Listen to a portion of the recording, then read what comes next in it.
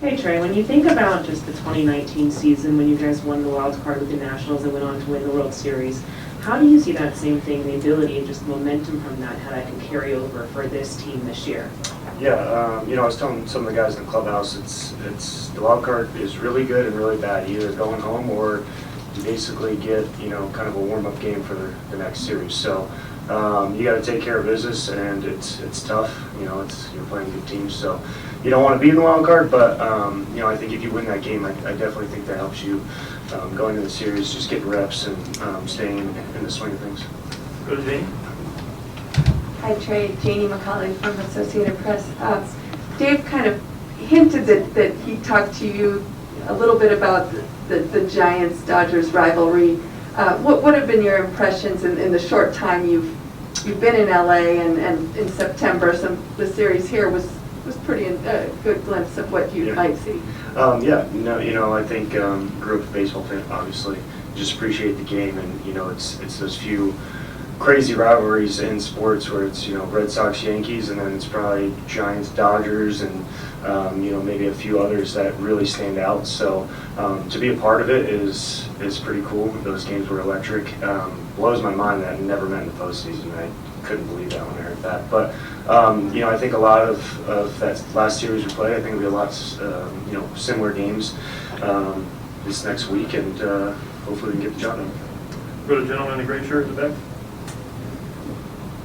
Hey, Trey, now that you've been in the Dodger uniform for the past couple months, what's been the main difference you've noticed playing in LA as opposed to playing for Washington?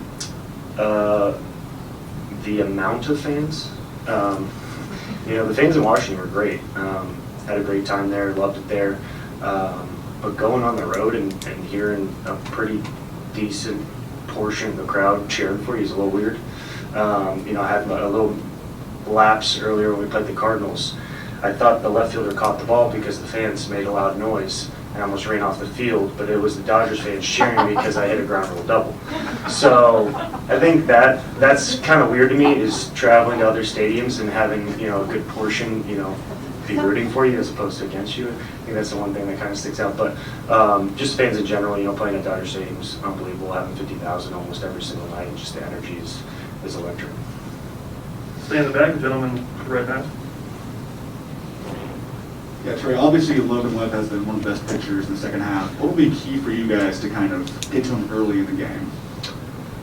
Know the strike zone, control the strike zone. I think in the postseason, it comes down to hitting mistakes and not chasing, taking your walks, getting those free passes if they're giving them to you.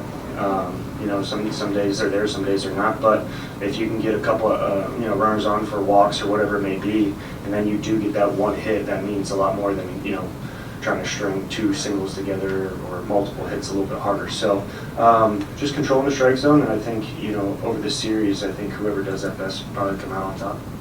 Go to Paul. Hey, Trey, speaking of fans, what was it like seeing Juan Soto the other night at Dodger Stadium? Yeah, it was one of the coolest things I think that's happened in my career, and probably will happen in my career, because I think I don't know if I think it's appreciated by a lot of people, but the talk in our clubhouse was unbelievable. Him and Kevin Long coming, I didn't know they were coming, and then to be in me and Max's jerseys is even just kind of more funny and cool. And he's a special person, and you guys see all the stats, but playing with him and getting to interact with him every single day, it's a treat. And he's got a good career ahead of him. Go over here to the back left.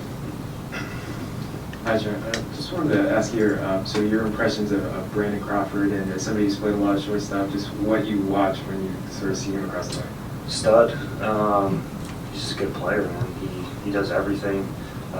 This year too, the offense has been unbelievable. He's always been a good player, clutch player, unbelievable defense. But this year it's a guy you want to avoid. You don't want him coming up to play with runners on or any situation really. So he's been the total package for all his career, and he's a World Series champion. He's got everything. So I enjoy talking to him when I've been on base, or he's been on base. I enjoy talking to him, pick his brain, talk to him a little bit. And nice guy, and I got a lot of respect for him.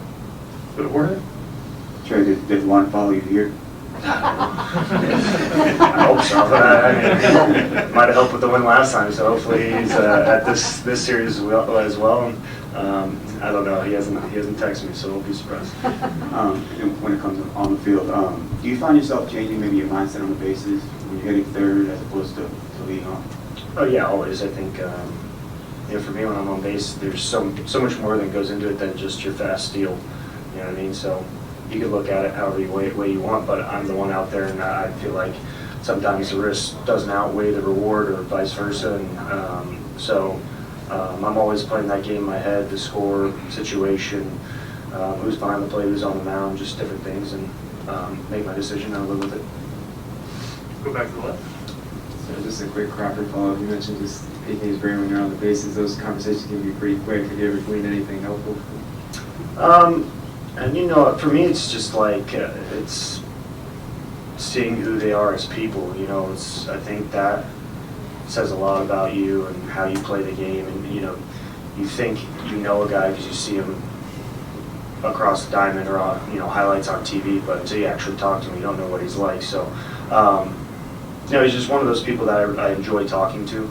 I don't necessarily know if there's any, one specific thing like, oh, I'm going to go try that. But, just like I said, watching him, got a lot of respect for him, and then to talk to him and just have good conversation is nice.